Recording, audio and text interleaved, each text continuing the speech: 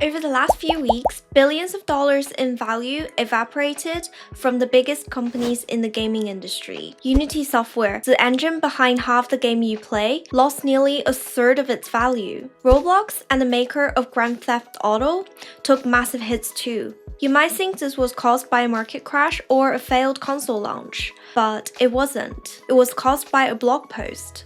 Google released a research prototype that proves you don't need code, artist, or physics engine to make a video game anymore. You just need to type a sentence. The culprit is called Project Genie, an AI that has Wall Street convinced that the traditional video game is extinct. But we need to figure out if this is actually the revolution they claim it is, or just a very expensive way to generate laggy, unplayable trash. So why did a company like Unity lose 30% of its value in a single trading session? We need to talk about how games are actually made today versus what Google is proposing. I've been a gamer for about 10 years, mostly League of Legends, unfortunately, and creative sandbox games like Minecraft and Terraria. And even as just a player, I know that game development is usually a rigid mathematical process. If you want a character to jump in Unity or Unreal Engine, you're dealing with physics. You define gravity, you build a floor, you code collision detection so the character doesn't clip through the ground. It's complex, expensive engineering. Project Genie ignores all of that. It doesn't know what gravity is, it doesn't know what a floor is, it's a world model trained on thousands of hours of internet videos. It simply looks at the frame you're in right now, looks at the button you press, and guess what the next frame should look like. It is effectively hallucinating a video game in real time. When investors saw this, they panic sold. They realized that if this technology actually works, the entire architecture of the gaming industry becomes obsolete.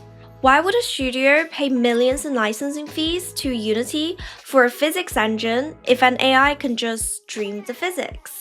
The market is betting on the future where games aren't built with code, they're generated on the fly.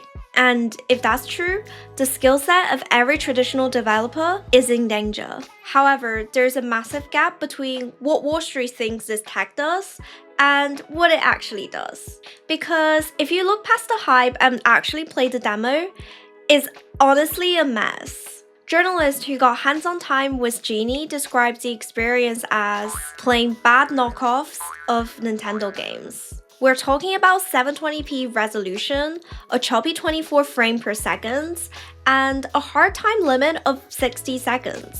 You play for a minute and the dream ends. Let's look at the specific examples Google showed off. One world is called Rollable. You control a blue orb in a snowy field. There are no objectives, no enemies, and no sound. What? You just roll. The AI is supposed to leave a paint trail in the snow behind you, but because the AI lacks object permanence, which is the understanding that things exist when you aren't looking at them, the paint often just disappears. Great. The AI forgets it's supposed to be there. Another game called Backyard Racetrack was even rougher. Halfway through the race, the road unexpectedly turned into grass. Because the AI got confused, it broke the immersion immediately. And the input lag is terrible, worse than bad cloud gaming. You press the button and the AI has to stop, think, generate a new image, and send it back. By the time your character moves, the moment has passed. One comment on Reddit summed this up perfectly. They said, imagine all the vapid, empty open worlds with gameplay equivalent to Superman 64 this could make. And they're right. Right now, this isn't creating Elden Ring, it's creating AI slop. Content that looks like games, but has zero depth or logic behind it. There was a fascinating discussion on Reddit recently where actual game developers weigh in on Genie. One pointed out that prompting isn't creating. They argued that the game isn't just the final code, it is the result of years of failure, iteration, and problem solving. They called AI a tool for low-effort people looking for low-effort tools. Ouch. The fear is that we're going to get flooded with one-shot games. If you can generate a game in seconds, you probably won't spend years refining it, and there is the legal nightmare.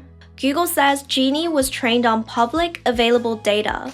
In plain English, that means it watched YouTube videos of copyrighted games. We know this because when a reviewer tried to generate a world based on Legends of Zelda, the character pulled out a glider when they jumped off a cliff. The AI has seen so many videos of Link gliding that it assumes all humans must have gliders. Another user tried to generate a Kingdom Hearts world by prompting for anime teenager with keyblades. The AI immediately generated an image of Sora, Donald Duck, and Goofy. Google blocked that specific generation from being playable, but the evidence is there. The model is built on the back of the artist who didn't consent their work being used. If this scales up, Nintendo and Disney are going to have a field day in court. Now, I want to pivot to the other side of the argument that says everyone needs to calm down. Because interestingly, the people that are making the biggest game in the world aren't scared.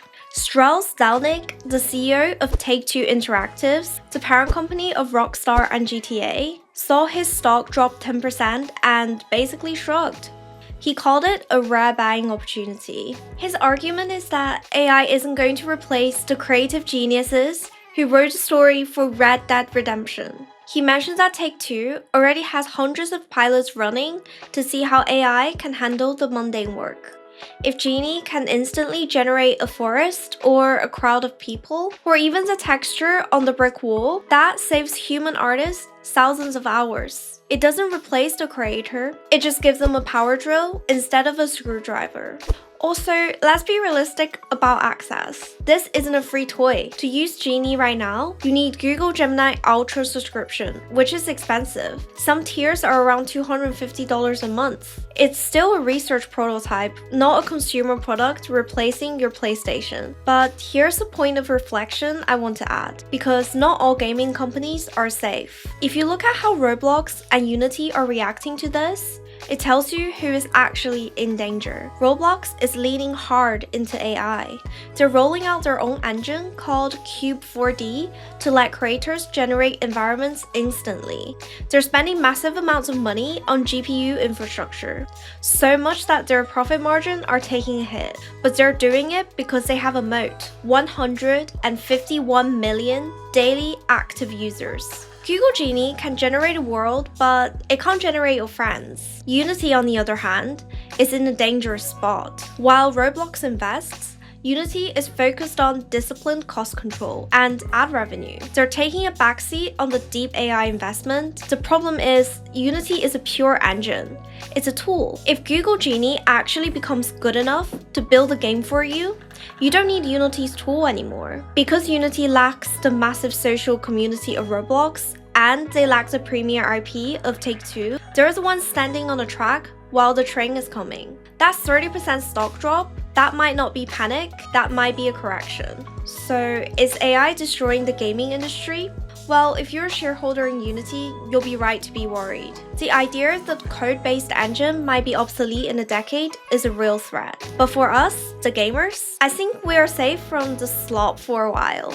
A tool that generates a 60 seconds, silent, laggy clip of a blue ball driving on the grass is not a video game. It's a tech demo. Video games requires intent, logic, and a human touch. Until an AI design a level that makes me feel something, frustration, joy, the need to Google and wiki how to be the boss, rather than just confusion, the human developers are staying employed. Thank you for watching as always, and let me know in the comment section, what do you think? Please consider subscribing for more breakdowns of tech and finance stories. I hope to see you in the next one.